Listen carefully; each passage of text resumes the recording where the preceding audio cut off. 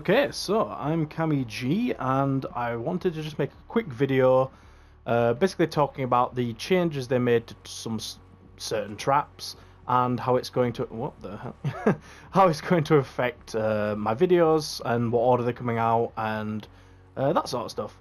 So if you weren't aware, I think they said in the patch notes exactly what they changed, but basically they've changed floor launchers, tar pit traps, and they've actually added a new trap which gets rid of aerial items, I guess is the way you'd use it. So I'll do floor traps first, of floor launchers and wall launchers. So floor launchers will no longer launch smashers into the air, and along with that, even if you do launch other enemies such as basic husks, husky husks, those type of enemies, even if you launch those into the air, they will no longer lose health when they land back down. So, you know, if you put a floor launcher on the floor, before they would launch up, come back down, and they'd lose like half their health or something. That is no longer the case anymore. They don't take damage, and smashers will not get pushed up by floor launchers at all. So, you can still use wall launchers to push smashers. So this will still knock a smasher over here, as well as all the other enemies. So you can still use this to move smashers about, but the floor launcher will not. And basically, this not doing damage to anything means that a lot of my trap tunnels will be changing, because towards the end, like near the amplifier here, we used to put floor launchers like this, so that when the enemies got here, they'd get flung up and the rest of their health would go. We can no longer do this. We'll have to concentrate more on damage traps, which I actually kind of like, to be honest. I prefer using damage traps than flying them about everywhere.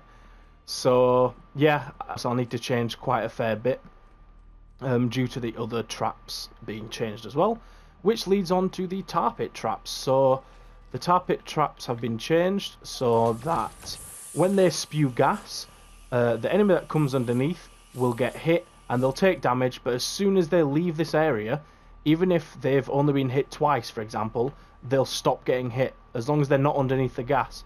Whereas before, if an enemy got hit and they moved away, they'd keep getting hit for a certain amount of ticks, a certain amount of damage, and then, you know, then it'd stop, which isn't a massive change, because generally in your trap tunnels you keep the gas traps all the way through, so it doesn't really affect it that much in that sense.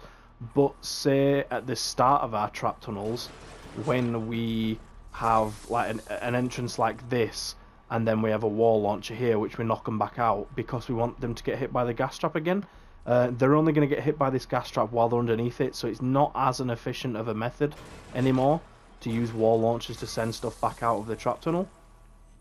And I think it also makes other ceiling traps viable, like the ceiling zap trap, the ceiling electric field, you know, the tire drop trap.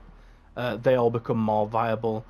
So I'm not actually sure when that effect comes into place, but on the Epic Games website it does say that it no longer deals a damage over time effect.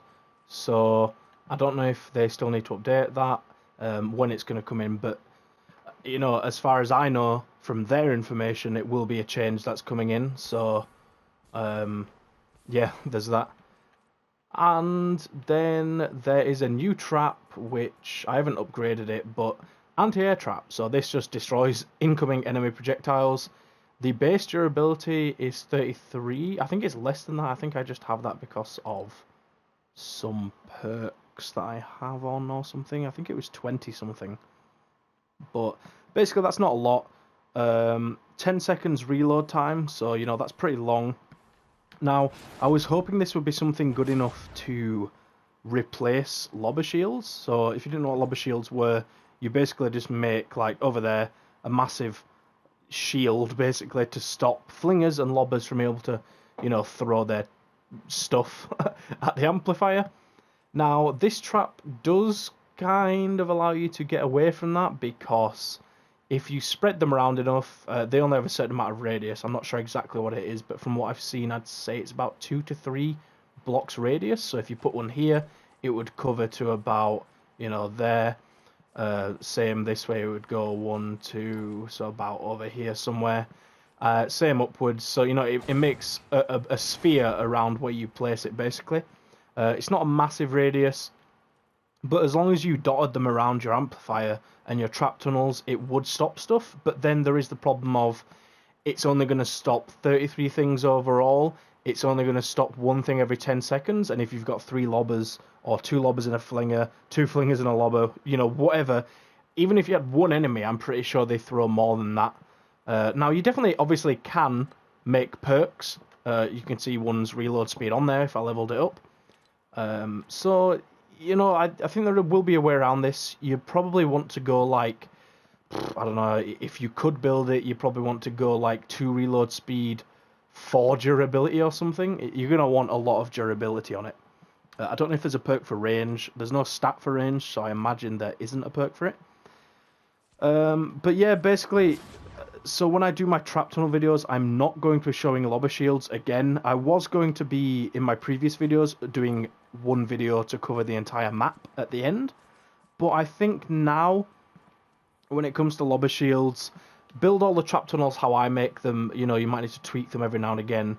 But when it comes to the lobber shield, I'm just going to let you guys figure it out. If you can find other videos for it, I probably will end up making a video on it anyway, just so that people have something to go off. But this trap is probably more efficient because, you know, let's say, you know, the lobber shield over there, how many blocks is that? That's what, like 3 down, let's say like 15 across. That's 45 tiles. That's 45 structures you've used there, which, you know, if you put down these traps and you put them on blocks that are already being placed, you could place 45 traps, and you're probably only going to need like 5 to 10 of these, so you're going to save structures overall. So I think it is a good change, and again, I'll probably do a video at the end covering everything, showing, you know, key spots where you'd want to put the trap, showing how you'd build the lobber shield if you were to go down that direction. But that's basically just me saying what the trap tunnels are going to be like coming forward. I'll still be doing my other videos on, you know, stuff like general tips for trap tunnels, general tips for the game, perk videos, gameplay videos, that sort of thing. I'll still be bringing those out. Just definitely bear with me on them because I am trying my best. But thank you for watching. I definitely hope you found this useful in that it showed you how my videos will be coming out later. So you're not surprised when you see, you know, another home base for Twine video coming out, because I will be making a lot of adjustments to it, especially closer to the actual home base itself. But yeah, thanks for watching. I'll see you in the next one.